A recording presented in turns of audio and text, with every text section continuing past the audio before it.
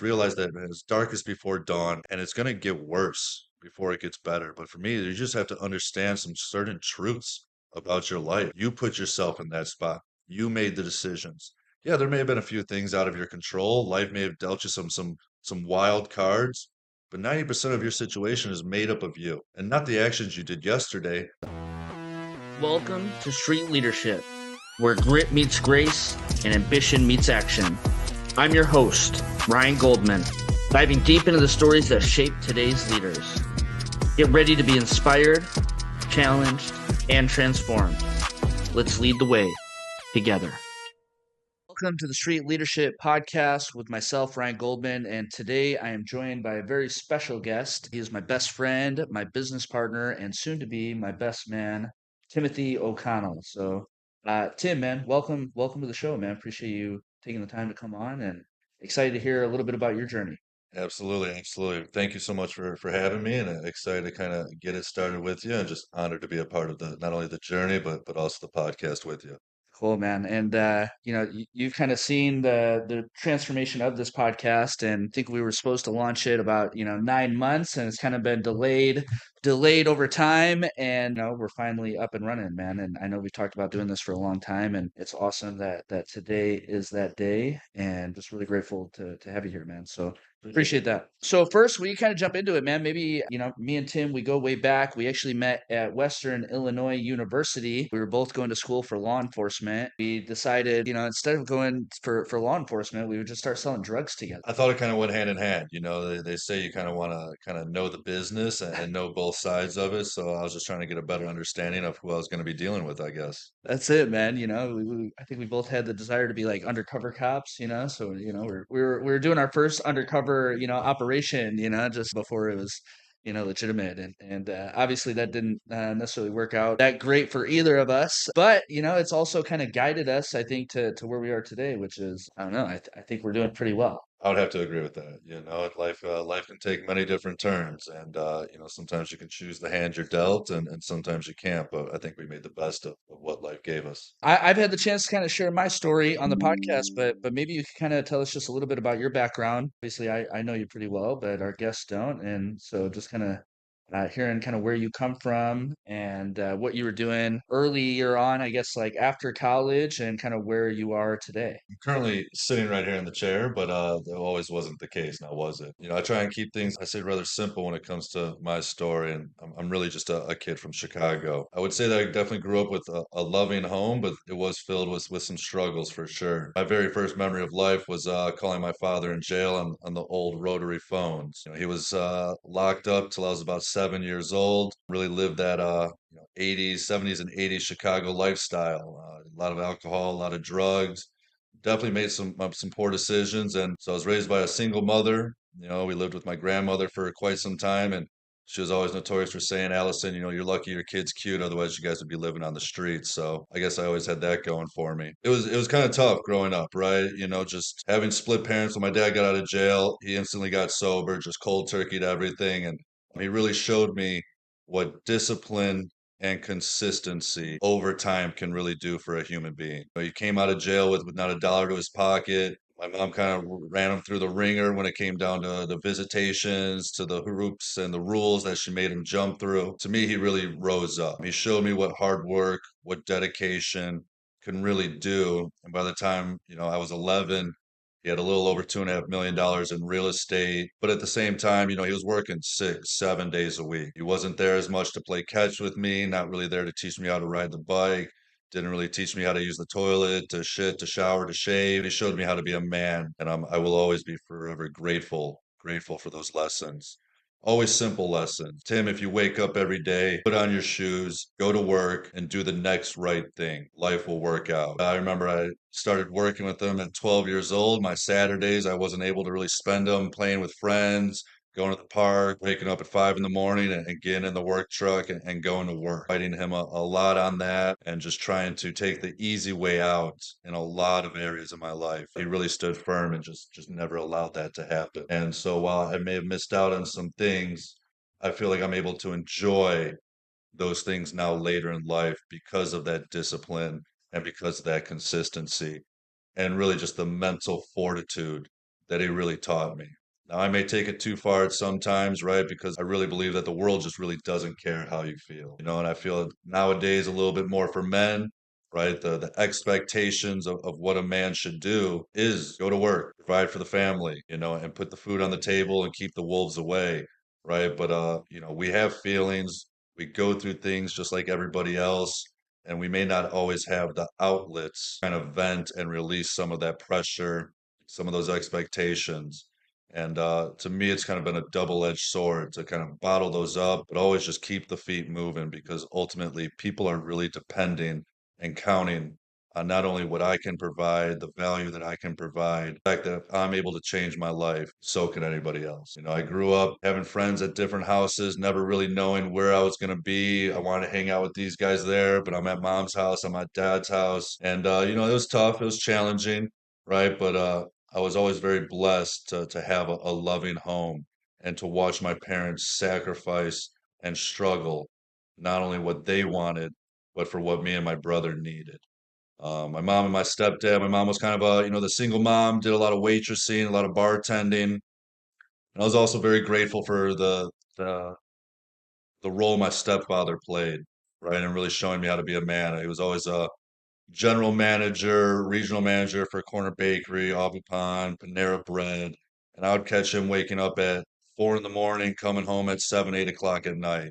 So I'll forever be grateful for catching both those men in acts of excellence almost every single day, right? Sacrificing the things that they kind of wanted to do for what the family needed and really just being those role models and showing me what it takes to really be successful in this world. I would say that that's probably something that a lot of people don't have is, really good role models of like what hard work and discipline looks like. I mean, especially with your dad being in prison for the early years of your life and then being able to come out of that, create like a multi-million dollar empire. I mean, that sets an example. Like it doesn't necessarily matter what you go through, right? If you're willing to grow through it and come out on the other side. And I've, just from my experience of knowing you, that has definitely been like a profound thing that I've seen a lot of the challenges that you've had to go through personally, and you don't let it, define you or stop you. And you do have a tendency to just like figure out a way and put the shoes on, go to work, and make it happen, man. So, like I said, I think a lot of people don't always have that role model, and so that's a good model of the world to kind of have at a young age, and seeing people waking up early, and just doing what it takes to provide, and I know that's what you've been able to do. And so, I guess after college, like what did you what was your plan after that? Growing up on the south side of Chicago, it was always kind of the same stuff for most people. You're going to be a cop, you're going to be a firefighter, you're going to be a union worker, and kind of the Beverly South Side area of Chicago is a very tight-knit community. Everybody kind of knew everybody, and basically you worked. And that was just kind of what it was. You're either going to be a cop, you're going to be a firefighter, you're going to be a union worker. And I mean, we'd work. We're always up at 5, 6 in the morning going to work. And then we'd go to our sports bars after, and we would drink our $2 beers, and we talk smack and we talk sports, and that was basically it. You build connections through that. And it really wasn't for me. I watched my dad and my stepmom, they were sober, for my whole life. My mom, she does like to drink. My stepdad doesn't drink at all. And I slowly started to see kind of what those negative effects of alcohol not only brought to my life, but also kind of like to the people that were closest to me. And I knew that my dad could make it through hard work. And I felt like I just wanted something different. I didn't feel like I wanted to take over the family's business, my dad's business. Part of me wanted to be a Chicago police officer, absolutely. But I wanted to pave my own path because I've watched everyone else do it around me. So I realized that probably wasn't going to happen in Chicago, that I had to kind of burn the boats, as you famously say, and really just see who I am and what I can do. So yeah, I left college because my girlfriend at the time, she ended up being pregnant. She graduated a year ahead of me, and I chose not to go back to college to, ultimately try and figure out how to be a dad at 21 years old.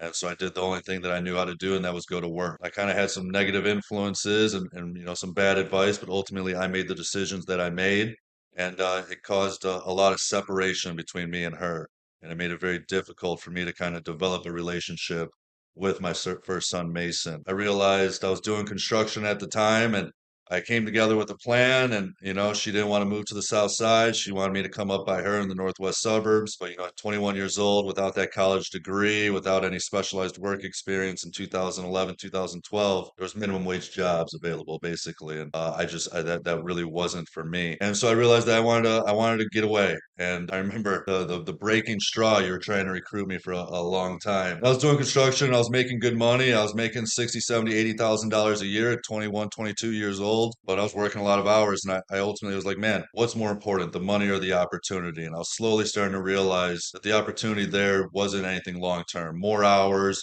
more backbreaking work, and versus kind of coming here, you have an opportunity to build something. And I remember I was just around a lot of negative people in the summer of 2014, 2015, doing a lot of drugs, a lot of alcohol, a lot of poor decisions. And I remember I left out for a month. I went on a road trip with my buddy's uncle to do some high-end carporting, and we were picking up Lamborghinis, Aston Martins, Bentleys, driving all around the nation. In the month, we did a little over 45,000 miles. And to meet the people that own these cars. And I didn't want to know about their successes. I want to know about their struggles. I want to know about the hard parts of their life and how they accumulated these $1 million houses, this $1 million art, beautiful cars, these beautiful lives. And there was a common theme, and it was perseverance and discipline that really got them there, right? And so it was kind of refreshing to get away and get around some different type of people and just spend some time with my thoughts. And coming home from that, I had a small two-bedroom apartment, and I come home after a month, and the place was an absolute pigsty. It was destroyed. It was trashed. There was garbage everywhere.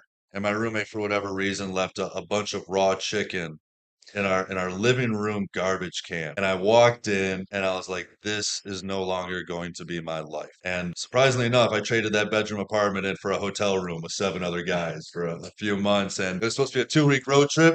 And we just never went back. And but I had come down with the mission to save up enough money to hire a lawyer to represent me for my first son. I came down and I caught a lot of slack, I'd say, from my family and my friends.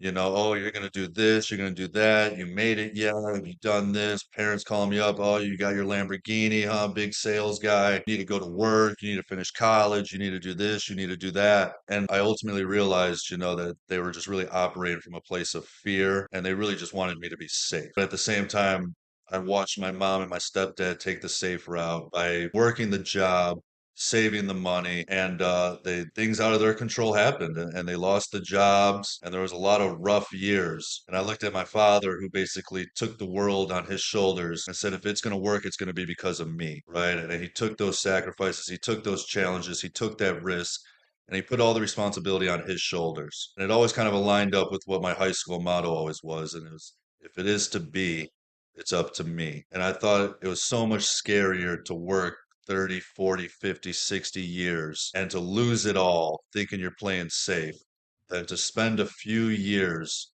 really putting the responsibility and the accountability on myself and say, hey, I need to find an opportunity that if I do the right things, that I'll be rewarded for my effort and my results and not my time. And we came down, and didn't click necessarily, though. I mean, I would say I experienced success pretty quickly, but the first few days were definitely challenging. It tested my ego. It's funny. I remember your first couple days, and I remember like that specific conversation with you on the phone because I had been trying to recruit you for a while and get you to come down. And you were just so fed up with your situation. I was like, look, man, you can just come down. We're doing a 2 week road trip. Just come check us out, and see what it's like. And yeah, we went down to Granite City, the Econo Lodge with 6 people to go do some door-to-door sales. And I remember the specific block we were knocking on, and it's crazy just the memories that you have. And I remember you talking to somebody about the Blackhawks, and crazy the memories, man. And I remember, yeah, it was not like it didn't necessarily like click right away, but you were also kind of like a student, like you were like, here, you really humbled yourself when you came in to be like, look, I want to learn it. I want to do it right. It wasn't like, here, let me go. You spent a couple days, I think, with me and with Tom, and then you got it pretty soon after that, and Yeah. it was really cool to kind of see your journey, especially because you were coming in, you were like the new guy, right? And I had some other guys that had been with me for a couple of years that were managers, they were running Hmm. teams, Absolutely. and you came in and you kind of just shit all over them, and not in a negative way, but you once again you just outworked them, Yeah. and I think kind of like we were just talking about earlier, you had that those role models of like, if if I put on my shoes and I go to work, I'm going to get the results I want. And you were able to experience that pretty quickly. Not only that, but I felt like I had a strong why. You know, I didn't come down here for a vacation. I didn't come down here to make a little bit of money. I mean, sure, that was part of the reason, but like there was something bigger than me, right? And I've watched my parents sacrifice for things bigger than them. I've watched a lot of people in my life sacrifice kind of who they are for who they want to be or for someone else in their life. And that was really it. But as you said, I've always kind of liked that student mentality, right? I mean, construction.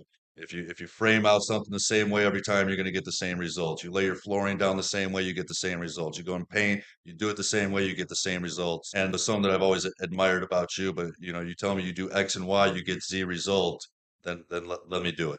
Right? It was just that simple. Yeah, yeah, and I always like the kind of the analogy, right, of the minefield, and if you had to get from one side to the other and make it through a minefield, are you going to go and create your own path, or are you going to follow the path of somebody that's already made it through? And that was the same mentality that I had. And they say that the best leaders are usually the greatest followers, right? And you have to be a good follower in order to become a great leader.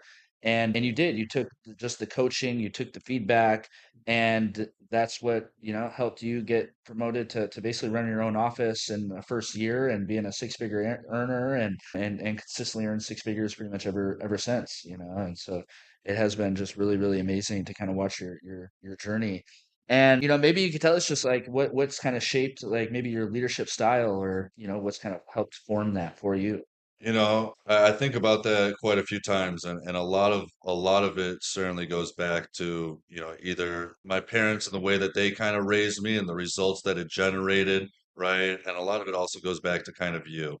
I mean, as you said, we've known each other for a long time, and we've been through a lot of different phases of life together. It's been like 16 years, I think. 16 years together. There's been attributes of you that have really kind of always kept me close by, right? And for one, it was just, I mean, the Grinch may have had a heart two sizes too small, but you were definitely born with a heart two sizes too big. Your ability to genuinely care about people, and I mean truly care, is something that's always been admirable to me, right? Because I kind of grew up without some of that care and also with some of that care. And I mean, it's amazing what a person will do if they know someone cares about them, right? And then, I mean, you're just absolute tenacity and your work ethic, right? It has always been very, very admirable to me, And so realizing that I come from kind of a rougher background and you come from a little bit kind of a softer background, I see the pros and cons of both, but especially with the way that I feel like people are nowadays, it definitely shows, it definitely goes a lot further to show people that you care versus just telling them what to do or how to do it. I mean, that's how I was kind of raised, and there was no alternative. It was my way or the highway my whole life. And eventually you fight it, fight it, fight it until you finally like lay down and say, okay, you know what, like to save the pain, to save the struggle, I will just do it your way. It's generated the results. I mean, I've been able to strong arm a lot of stuff early on in the business, but at the same time, like one of my favorite parables is the lighthouse versus the tugboat. And I've spent enough time being the tugboat that I find that it's a lot less painful, it's a lot less stressful to try and create a more positive influence with someone and try and be more of a guiding light versus, man, let me get down in the trenches and fight your battles for you. So that has definitely kind of helped shape my leadership. That and having a kid, I mean, I have a second son now that I spend a significant amount of more time with. 50% of the time I have them, and there's only so much discipline that you can give to a 3-year-old. And so trying to play both roles as mother and father when I have them, it's definitely softened me quite a bit. And I'm just appreciative to see what the other side can do and spend more time being empathetic, more time caring, and more time really just trying to understand where are you and really where do you want to go, right? And just get more of the questions flowing versus more of this is what you need to do, this is what you need to do it this way and do it that way. But it has been a struggle because my whole life I like kind of just being the student. You tell me what to do, you tell me how to do it, and I will go do it, right? Nowadays, I feel like people need a little bit softer of a touch. And I'm starting to realize that that's how it's being shaped. It's funny that you say that, and I really appreciate the kind words and the big heart. And sometimes that is to my detriment, of caring too It's much. never But wrong to do the right thing. that's it, and John Maxwell has always been one of my mentors, right? I'm part of the John Maxwell team. I went and got certified, and read many of his 100+ books that he's written. But one of the things that he always says is people don't care how much you know until they know how much you care. And I'm a firm believer in that and we even talk about the 5 levels of leadership, right? The first level is position. People follow you because you have a position over them. And in order to move to the second level, it's permission. People are giving you permission to lead them.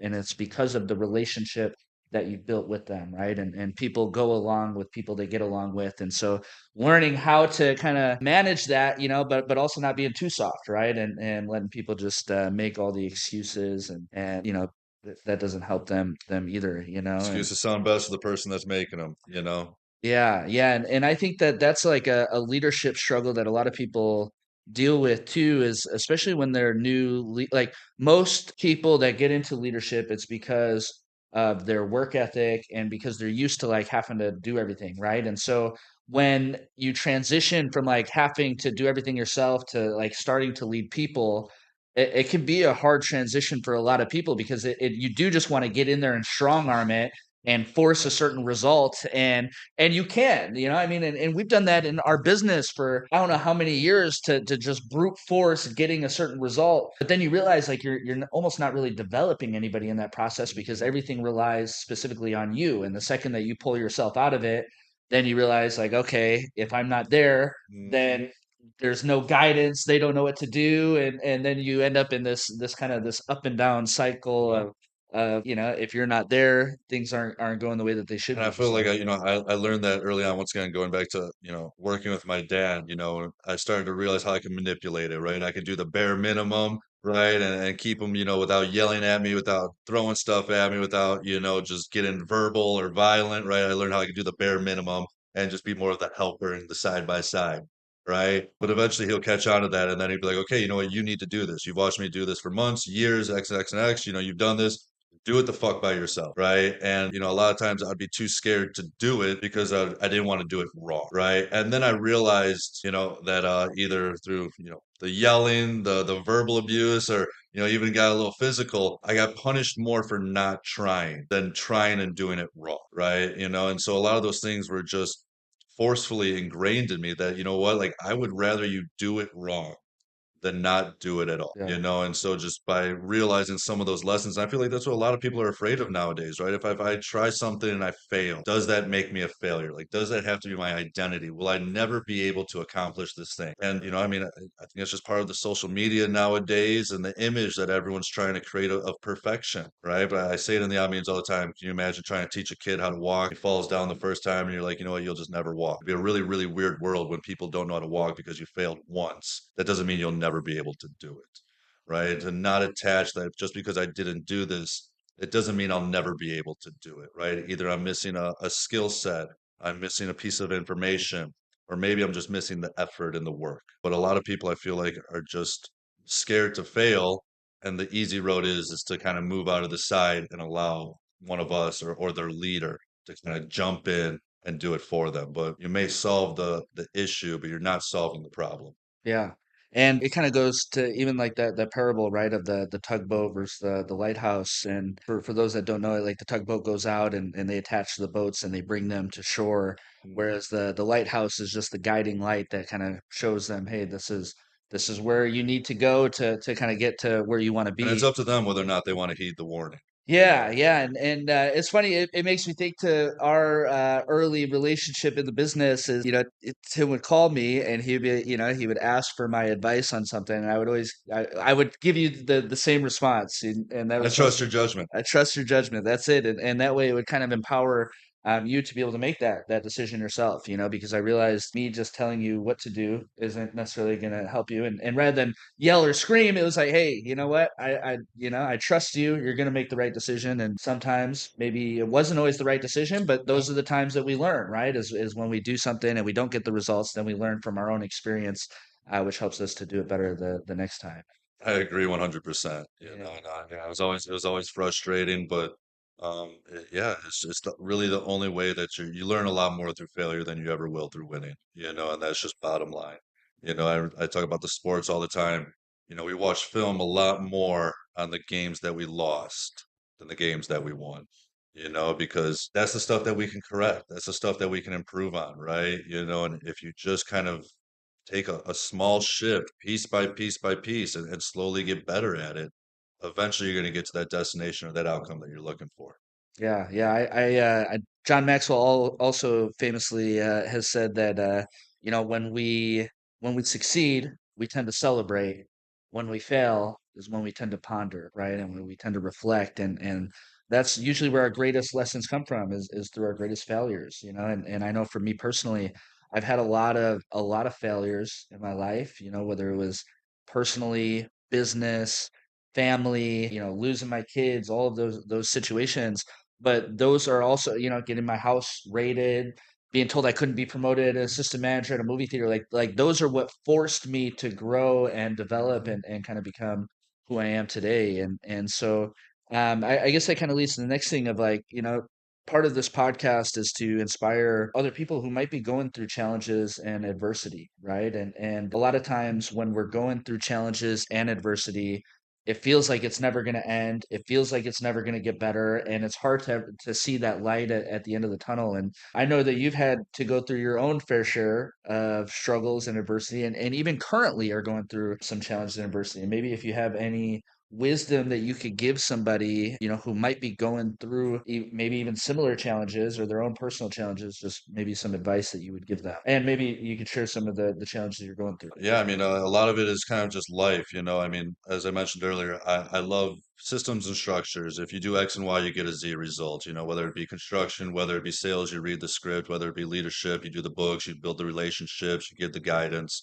It's always been kind of, once again, you do X and Y, you get a Z result. But as I grow up, I'm realizing that, yeah, my father taught me how to be a good man, a strong man, right? But I never really learned how to be a good dad, a good partner, right? There was never really much date nights between my dad and stepmom, my stepdad and mom, right? Never really saw kind of how to be the good dad, how to be a good partner, right? How to be a good friend, right? And there is no guide for that, and that's a lot of the inner work that you have to do. And so, I mean, for me, I stopped, 99.9% of all my drinking. I stopped smoking cigarettes. I stopped smoking weed, right? And I thought that these would give me benefits, and they do, right? But it takes a while to start seeing the result of those positive changes, right? I'm going through a custody battle for my son Lucas right now, and I'm making these changes, and I want to see the results right away, and I don't, right? I'm starting to realize, how do I become a better dad? Like, where do the good dads hang out? Do I got to go to the soccer practice? Well, he's too young for soccer, right? Like, where do the good dads hang out, right? So, I mean, as you always mentioned, I can read the books on it, to try and associate with the people that have those things, right? And kind of just, what do I need to do to become the person that I want to become? But the message would be, I mean, always simple for me. If it feels like you're going through hell, it's the last time you want to take a break, and just remember that if you want instant gratification, most likely it's going to come from something negative, right? I've had a bad day, stressful day. I'm gonna go to the bar. I'm gonna drink some drinks. I feel good. I feel happy. There's no stress, right? Maybe it's weed for you. Maybe it's something a little bit more hardcore. Whatever it is, it gives you that dopamine now. You're feeling good now, right? Maybe it's the hookup culture. Man, I'm feeling lonely. Let me hop on the phone. Oh man, there's a billion dating apps. It's easy to get someone there, right? But then how many times do we look over the next morning and be like, man, it doesn't make me feel fulfilled? And I've been listening to an audiobook, and it was talking about how the pursuit of happiness really doesn't tend to lead people anywhere good, right? Because a pursuit is a kind of an ongoing thing, right? It's kind of it's like the horizon. It's never something if something makes you happy now, you're gonna need something more of it later, right? If it takes 2 beers to make me happy, it's gonna take four tomorrow, right? But to try and find things that bring you fulfillment, right? And just to realize that it does take time for those changes to come. But if you can't appreciate or find something to grateful for to keep you going in the now, it's going to be really, really challenging. So take a look around. You may not have the best home, but you have a roof. You may not have the best food in your fridge, but you have food. You may not have a big family, but there's a few people that you care about and you can pick up the phone and call. Reach out to people, because one of the things I'm convinced that our brain does is it likes to complicate things, right? I'm truly convinced that you can throw a rock to somebody who's going through the same things as you if you're willing to open up and lower some of those walls. But the more that we complicate it, the more that we convolute it, the more it's, you won't understand what I'm going through. You won't understand. You don't get it. Yeah, the people may be different. The names might be different, The situations might be different, but the emotions that you're feeling are the same. The fear, the anxiety, the insecurity, the resentment, the anger, the bitterness, the scaredness, right? Those are the emotions that we all feel, and that connects us as human beings, right? But the more you wall up, the more isolated you're going to be, and the more that that mind's going to play games on you, right? So just realize that it's darkest before dawn, and it's going to get worse before it gets better. But for me, you just have to understand some certain truths about your life. You put yourself in that spot. You made the decisions. Yeah, there may have been a few things out of your control. Life may have dealt you some wild cards, but 90% of your situation is made up of you and not the actions you did yesterday.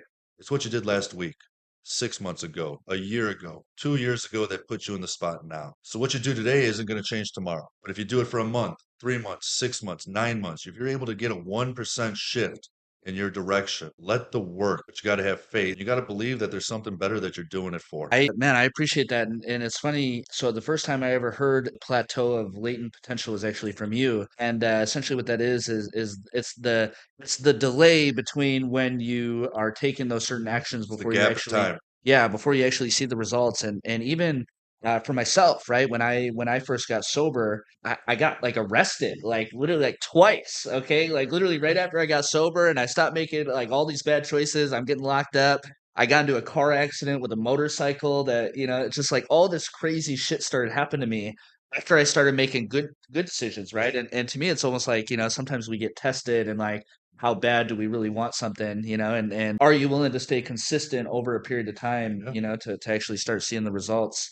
And once again, if you do stay consistent and you do stay on the path, like eventually it will get better. And I remember you always telling me to get sober, and it's kind of the opposite thing that happened for me, right? I mean, you cut it out, and more negative came, right? And I eventually got about as negative a thing as you can get. I got a DUI, and I realized that there isn't one drink, three drinks, or any amount of drinks that's worth me losing my relationship with my son right now, and right. So I tell people all the time, I got a DUI, and they're like, "Wow, that's horrible." I was like, "Well, actually, it's one of the best things that ever happened."